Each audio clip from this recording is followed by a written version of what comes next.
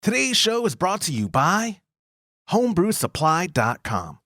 Homebrew Supply has your favorite recipes, clone kits, ingredients, and draft equipment in stock and shipping out same day on orders placed before 11 a.m. Central. Everyday low pricing plus everyday flat rate shipping means that homebrewsupply.com is your source for your homebrewing needs. Go to homebrewsupply.com right now, use the promo code HHH, and you'll receive 5% off your order. Some exclusions may apply. See store website for details. Entertaining shows with content that spreads information and sparks discourse throughout the community. This is the Pearl Media Network. Welcome to the Homebrew Happy Hour. This is a show where we supply the answers to your homebrewing questions and discuss all things related to craft beer. If you have a question that you'd like us to discuss on a future episode, visit homebrewhappyhour.com and click on the Submit a Question link at the top of the page, or now you can call them or text them in by using 325-305-6107. I am your host, Joshua Stubing, and today I'm joined by the Director of Operations at CM Becker, Mr. James Carlson. Looking pretty there. Hey, man. Yeah, that's me, Mr. Pretty. Yeah, I don't know. You can't see the final production, how we're recording it right now, but that's what your little lower third says, James Carlson, Mr. Pretty. It doesn't really. I'm a liar. But what I do like, though, when we do these one-on-ones, whether it's me doing an interview with someone else or if you or Todd can only do it by yourself, is I get to be a little bit more involved with the production. Like right now, I'm having to... oh, no, you look great. No, you look good right there. Oh, perfect. Oh, there we go. No, that's even better. It looked like it. I look like a little kid sitting behind a counter. That's because that's because you're 9 feet tall and no camera could get the entire frame of you. No, what I do when we do these one-offs, I actually run the control board. Like when we do you, me, and Todd, I'm lucky that I found a solution for my laziness. And Google Hangouts on Air, it'll do voice active to where if I'm talking, it only focuses on me. And I use that all the time whenever, like, if you're talking and it just goes to you, like I'm controlling right now, it's going to you. That's when I get to fidget and I blink too much and whatever. And then when I talk, it comes back to me and I act normal. But when it's these one-offs, it's cool because it has the nice little lower thirds with our names. I hope you don't mind. It has your Instagram handle on there as well, because I think people should be following you. Yeah, but you know what? I think you've doubled my following. Oh no! Oh, I have a friend. To get this, she has like 400 followers and never posted one post. You said she. That usually is. That's the good indicator. Like, how does that happen? I said, you don't have any posts and you have 3 times the followers that I do. You hear it right now, friends. Help James increase his following. You see, there's his Instagram handle right there. It's big on the screen. There's no excuse why you shouldn't be following him. And there's no selfies. I promise you. If you see them there, it's a very rare thing. You don't do selfies. That's true. No, I don't. You know what? I think that I usually don't have photos of just myself. When we were in Prague, I think that was the most I've ever posted of just myself, like in front of things. Because I used to have this policy of like, if I'm on vacation and I'm at a destination, why do people want to see me? They want to see the destination, right? They want to see. Exactly. They know what you look like. They know do. What I look like. Exactly. I just spare people the experience of looking at me. Of seeing me more. Sure. Oh, I agree. But then my narcissism kicked in and I was like, no, they need to see me. This is about me. Prove I was there. That's right. Yeah. Like anyone can Photoshop, but I was here. I do appreciate you coming on the show. Todd couldn't make it. Unfortunately, he's out of town for bereavement. Someone, a friend of his passed. And so Todd will apologize and we will catch him this weekend because it is the Keg Connection Homebrew Supply, the Todd Burns Enterprises company party. It's the Christmas party. Right. And in fact, I'm in the process of kegging some Kolsch today for that party. I am so pumped. We're gonna have, is it 25 gallons of beer on tap? Yeah, we're gonna have 5 gallons of Kolsch, 5 ESB, 5 IPA that Todd did. Todd did a holiday ale. Right. Then he did something else. We're going to have We might have 30 gallons of beer. I'm smiling. That's a big problem. I am so pumped, especially for that Kolsch. I got to try your Kolsch when it was right before you put it into lagering, and Right. whoo, boy. Well, you know what's cool about that recipe? That's our True to Style series, and everybody, in fact, a friend of mine got into homebrewing, and her and her husband wanted to learn, so they came down and brewed a batch of the Kolsch.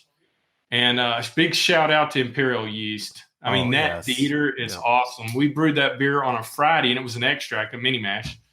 And would you believe Monday morning it was at 10:12? It was at Gravity. It was done. I do believe it now. When we first started brewing with Imperial, and you and Todd were like, it finished in 3 days or whatever. I was like, come on, guys, let's be real. I mean, I trust you. It was Todd. I was like, come on, Todd.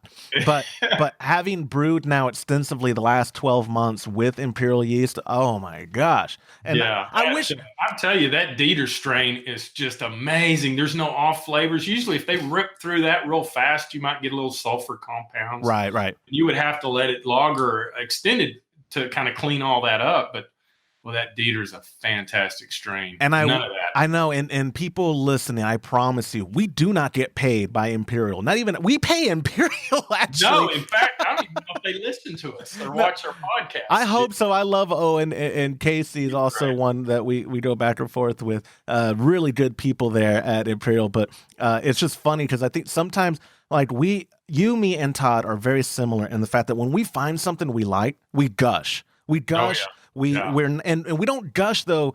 We gush because we enjoy it that much. And sometimes people, I'm pretty sure by some of the feedback, it's not a lot of people, but some of the feedback makes it seem like, oh, so what's the kickback for Imperial? It's like I wish do they have that program? Not a good brewed beer. That's the kickback. I wish I did. I was gonna say. I mean, I don't give them money. Todd does. But either way, what I'm getting at is Imperial. How do I get you to sponsor me? I want to be a sponsored brewer. If that's a thing. Is that a thing? Or we can make it a thing. It's 2018. We can do whatever the hell we want. They need to send us more samples. But you know what? Going back to the Dieter, if anybody wants a clean, fast fermenting, clear, or we would call in the business bright beer from the start, that's the one. Dieter's legit, man. That Kolsch, I don't know if you saw my post on my Instagram from me and my dad's Kolsch. Oh yeah, you did because you commented on it. How clear it was. Isn't that amazing? Yeah. It's incredible. And the only thing that I hate, because I know you've gotten feedback on, your Kolsch isn't true to style because it's too dark. I take my dad's game room is so low lit that every photo I take, because it was nighttime when I took the photo. Every photo I take makes it look darker. So I had to preface that in my caption where I was like, is low lighting why it looks like this. My camera in low lighting cannot, even though it's a great camera, it's a Google Pixel 2, it just can't capture how bright and how the color accurately. And especially too on Instagram when I add filters and all that jazz, it distorts it. But I promise you, friends, like that beer, I think I said this in my post, it's the best beer my dad and I have brewed to date. Easily. Well, that's the beauty of that kit. It is it's so simple. Sometimes the simple things are the best. Yes. And there's not a lot of hop additions. There's just one hop addition. There's only 3 different types of grains in there. And it shines through where, when you have multiple hop schedules or you're step mashing and there's a lot of mechanics involved in all grain, it's fun to do something that ends up tasting like it does that requires just that much work. Very little effort. But I will say this, you've got to hit your temperatures. You want to make sure if you're going to mash at 150 and fermented, it likes to be fermented on the cool side of 65 degrees. So if you can go anywhere from, I know the one that I have now, we have temperature control in the conical and I had it at 61. And it still ripped through that in 3 days. So I was very, very happy about that. And I didn't tweak it. I didn't mess with it this time. I went back to formula, so to speak. I love it because I like how you said that because that's not like you. James is tweaking everything all the time. Yeah. But I do love, this was the first time my dad and I brewed a Kolsch ourselves. And I do love, and I now realize why that is your go-to kit when you're recommending someone's first brew. It is very straightforward. It is. If you can control the temperatures, like James said, which you should be if you're brewing on any style, and Especially this time of year. exactly. So, but it definitely, it is a beer. I've been pretty proud of the beers we've brewed in regards to how they turned out. And by proud, I mean, I'm happy we didn't screw them up, but this is a beer that I'm legitimately looking forward to my family when they come over to my parents' house trying. Like for Christmas, my parents host Christmas Eve and Christmas Day with both sides of their family. And I am just pumped to be like, try this. It was like drinking a cloud, the mouthfeel. Yeah. All right, I'm gushing.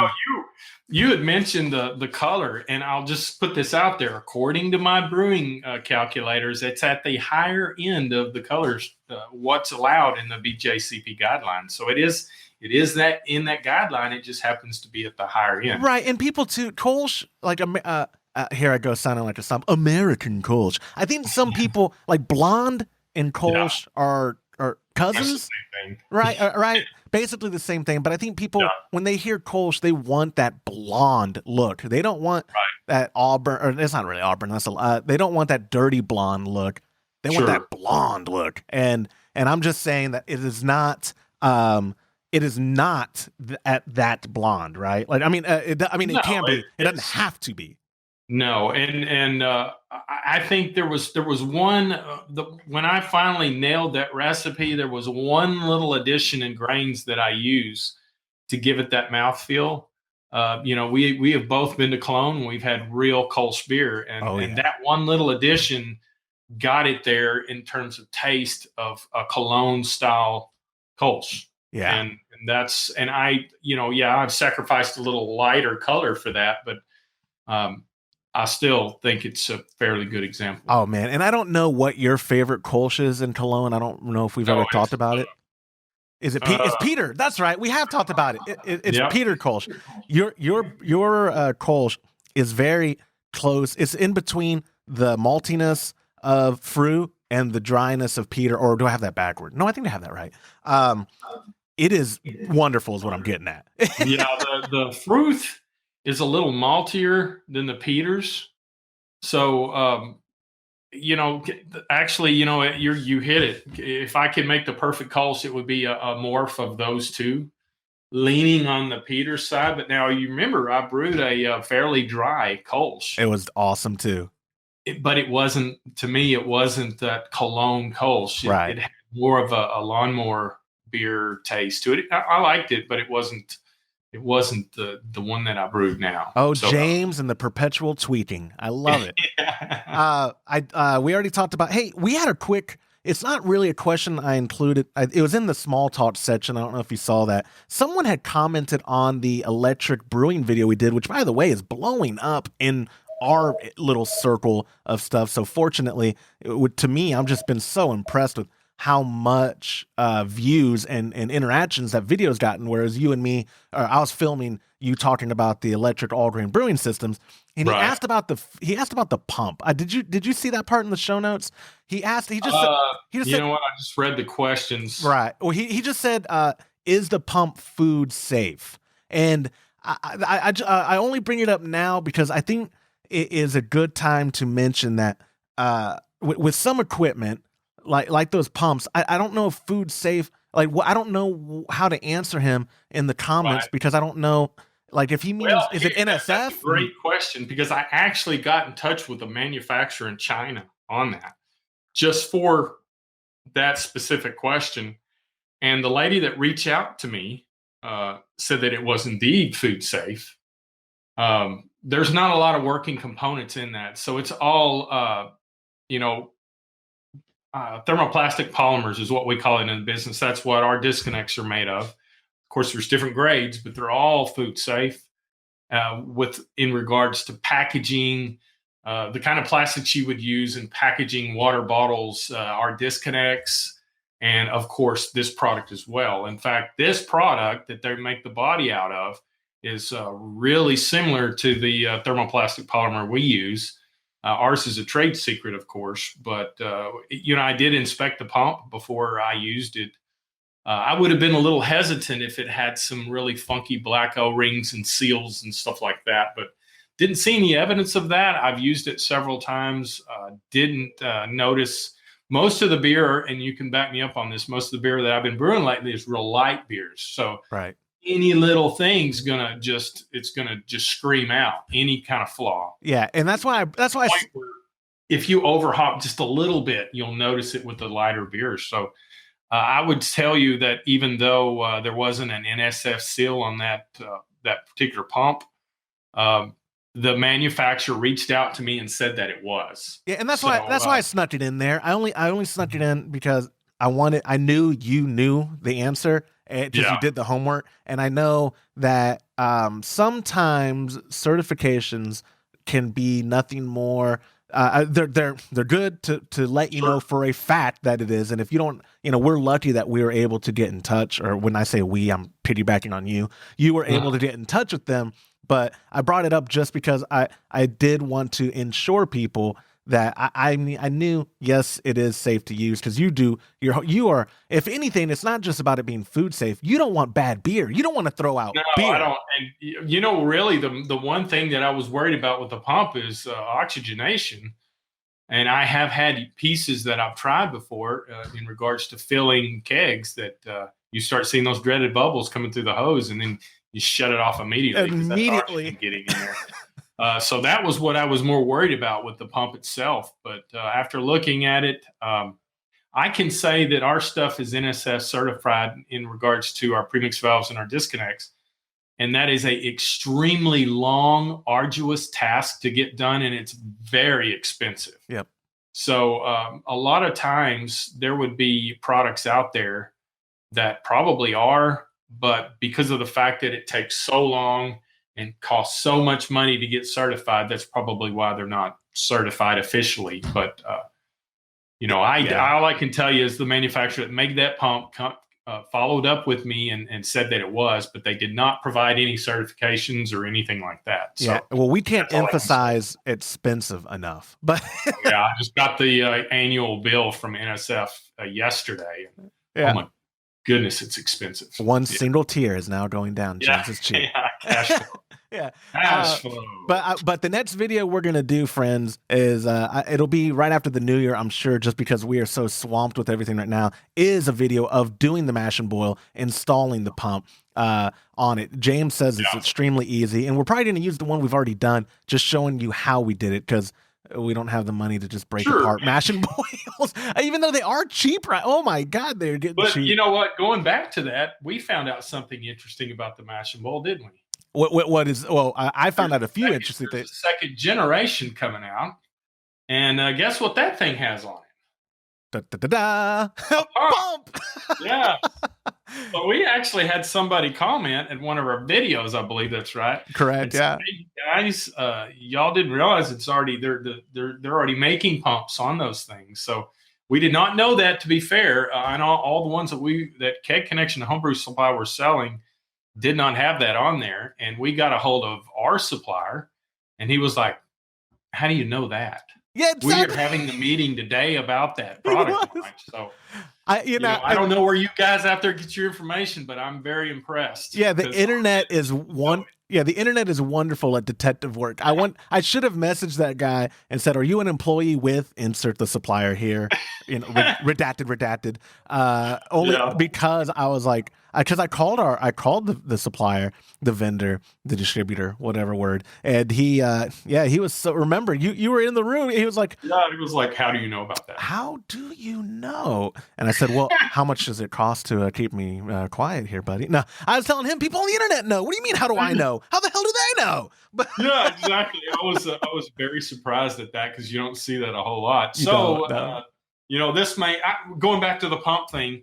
If you, for any reason, anybody out there are concerned about that, you can always step up to a chugger pump, or a Blinkman makes a Riptide that is awesome.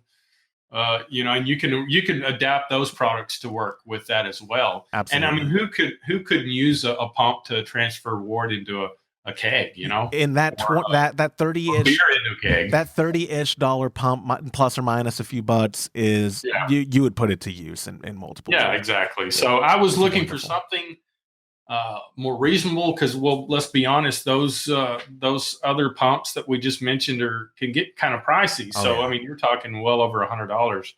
So Worth it to that's be worth where I it. was going. Totally worth it. Totally worth it. Yeah, But yeah, it's just totally. the mash and boil is a budget type of device, and it does it very well. It's not budget results; it's just budget in regards to price. Really, I don't know. Yeah. I don't know how they make money, but I'm not going to complain because people love it and I love it. Mash and boil is Sure. wonderful.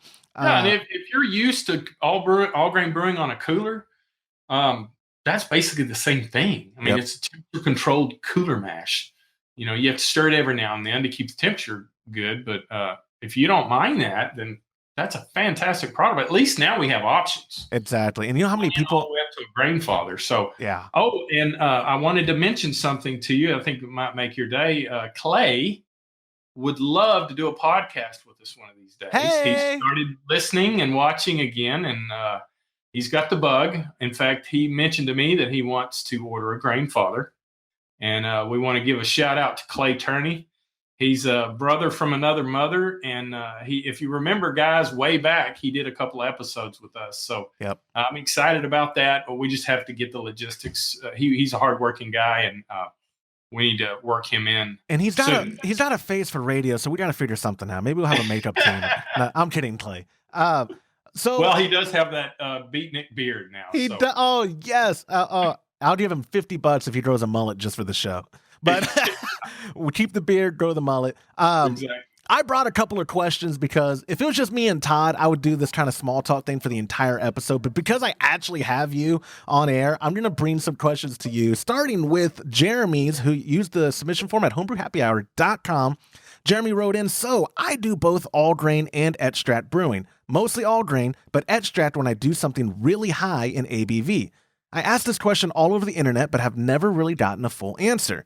Is there any benefit to an extended boil, 75 to 90 minutes with extract brewing, especially when doing especially when only doing a hop addition at 60 minutes?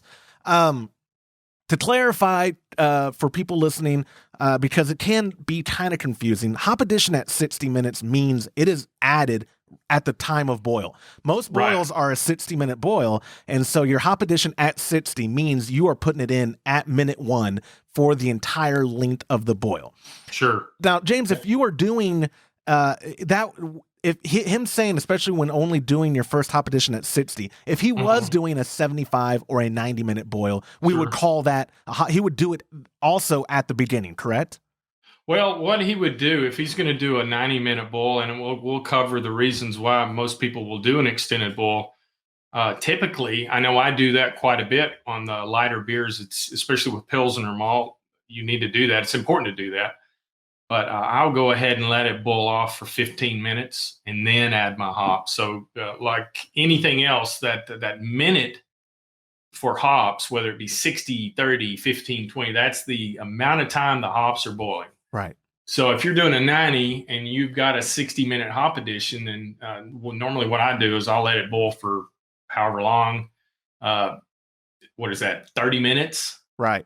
And then you go, and then I'll add my hops. And then that way I'll have, of course, I have my timer set up, and I know it doesn't really matter how you do it, but it just, because you may want to start it at the very beginning of the boil and then pull it out at 60 minutes if you've got a hop bag. With the system that we have, we throw them directly in because we can whirlpool. So just remember that hop addition times, whether you're doing a 120-minute boil, a 90-minute boil, a 60-minute boil. So it just depends on how long you're boiling it. And one of the main reasons why I boil long or do extended boils is to control the dimethyl sulfide, which is DMS. Big word. Yeah, I studied real hard on pronunciation on this stuff. But basically, that's a fancy name for cooked corn or cabbage. So if you're getting Pilsner malts seem to have a lot more of that in the malt. Two rows, not near as bad, but because you can clean that up in 30 minutes with a 2-row. But with the Pilsner malt, especially European Pilsner malt, you want to take care of that. I have actually made beer with DMS, and it's terrible. No, you haven't made it since I've known you, have you? I have, yeah. Was that something you just pitched and we didn't talk about it ever? Exactly. Okay. Yeah. I brewed that. I just didn't say anything to anybody about it. No, that's funny.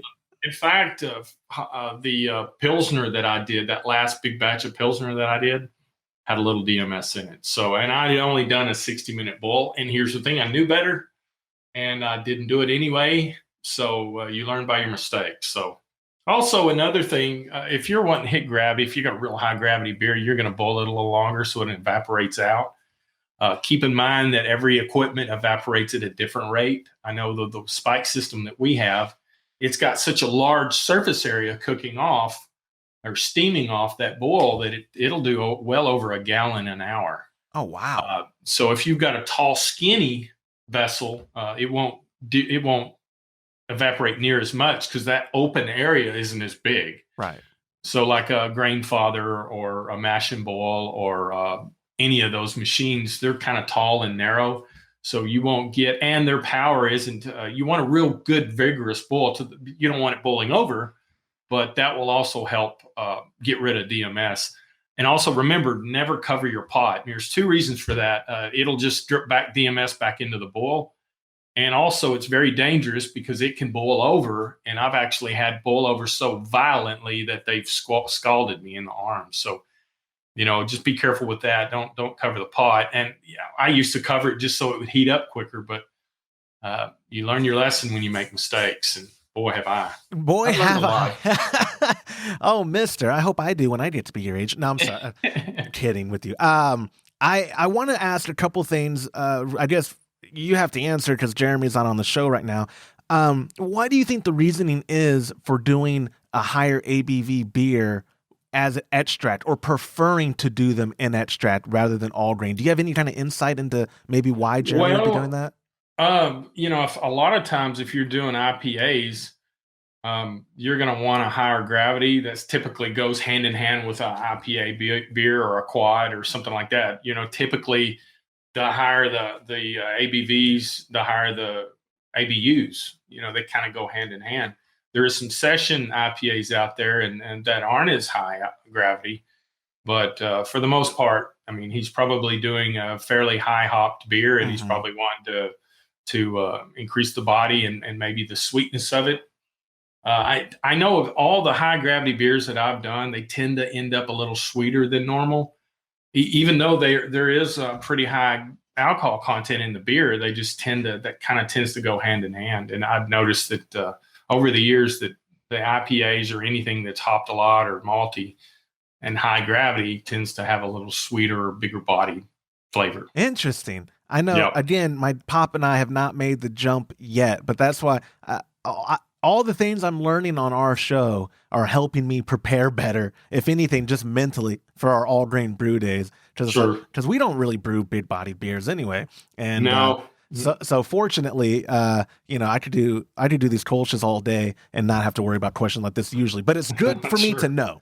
It is. And and maybe a lot of people out there now, let me just say this. This is just my opinion. Opinions vary, and this is what I've experienced with what I've done over the years brewing beer. But if you have, like I always said, if you have luck going a certain way, then do that. But this is just my opinion. Yeah, absolutely. You preface it more than I do. I'm like, no, I'm right. Yeah. And this is the only way. I'm going to talk to our listeners like I talk to my wife. My children.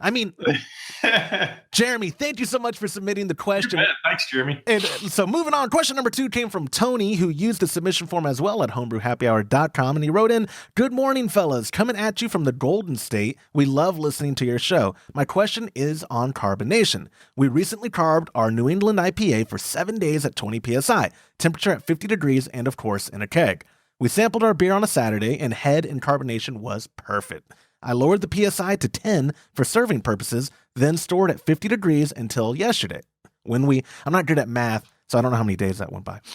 When we went to pour it, it had nearly no head and was very flat. Carbonation was low. We had the keg hooked to the CO2 at 10 PSI the whole time, and I can't get my head around on what could have caused the problem. Thank you, guys." Now, I think if there was a leak present, he would have mentioned that. So we can probably eliminate that from the equation. James, I've had issues with creeping regulators sometimes that cause issues for Oh, me. I have to. What do you think might be causing his issues here? Well, always remember temperature, dissolved carbon dioxide in a liquid stays in there better the colder the liquid is. So it's easier. That's why it's easier to force carbonate when your beer's at 32 degrees, because it has an easier time dissolving into the beer the colder the liquid is.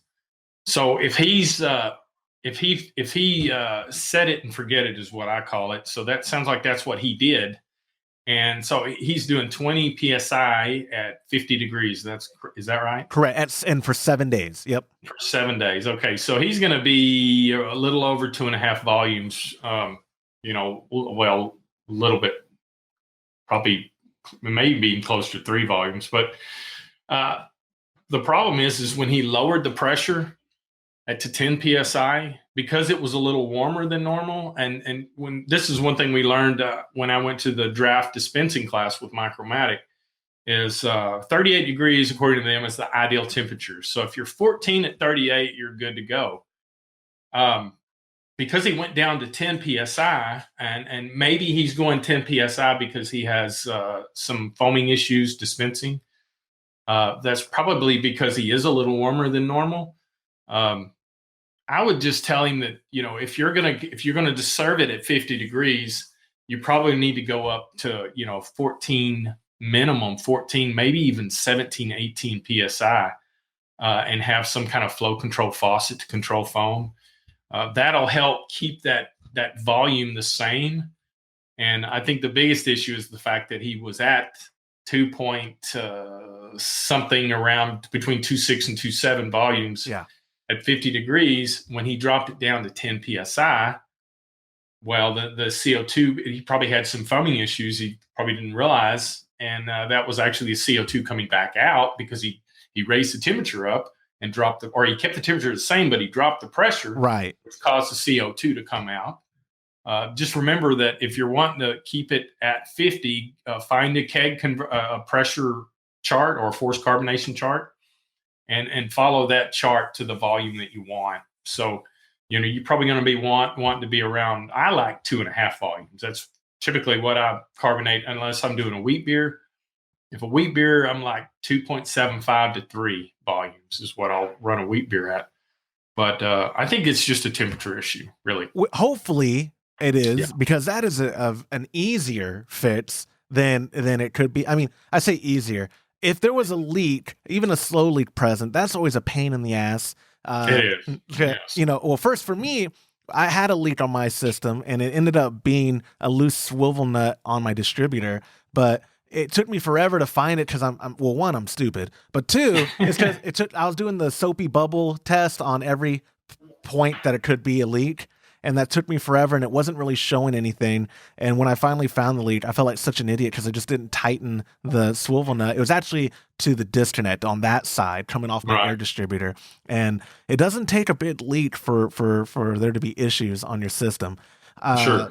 But for I've had these issues as well in the no head and not the flat part. On my dad, sometimes we have it took us a while to calibrate our system to finding that sweet spot of perfect pour, because we don't have flow control. We have my favorite CMB faucet is because it's what I have is the V3S. I actually have. That's a popular faucet. I love it. I actually have two, and the kegerator back there. Those are actually two V2Gs, which are discontinued, and I'd like to think I have the last ones that were ever made. That's not true.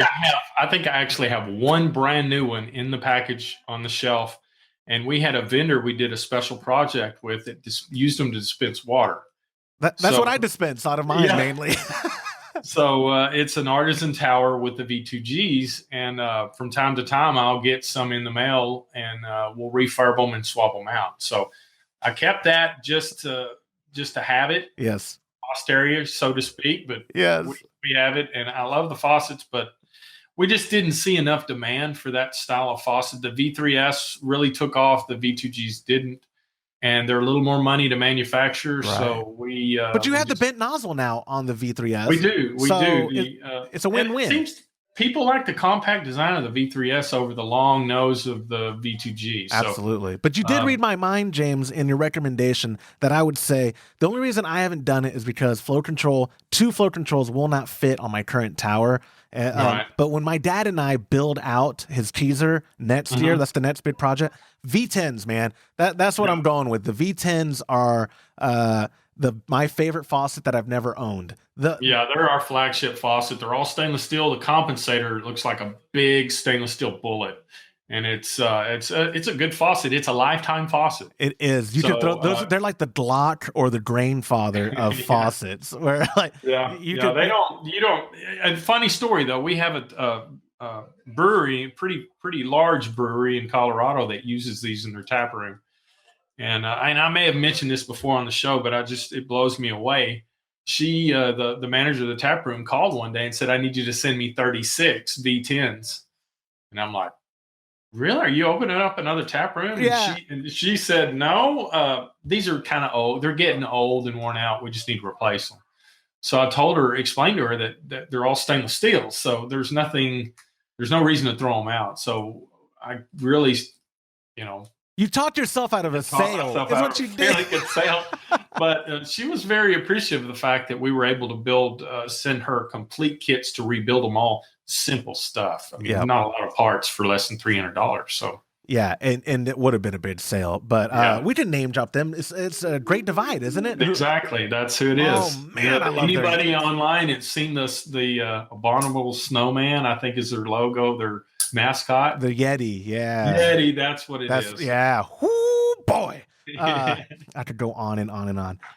Thank you so much, Tony, as well, for submitting the question. And a reminder right now for friends and family listening, we are back to giving you gift cards when we take your questions. And we have an inbox full of questions, but I just wanted to remind you, Tony and Jeremy, to check your inbox because I did reach out to you and let me know an email or whatever to send you that gift card to, because we like to take your questions, friends. And we want to encourage, like I said, we get a bunch of questions submitted, and we are so grateful, one, that you're even listening to the show, but two, that you that you trust us to answer your question. Because I thought in the early days of this podcast, when I would solicit questions, it would be from Todd's friends, and it would be ridiculous. And I can only imagine.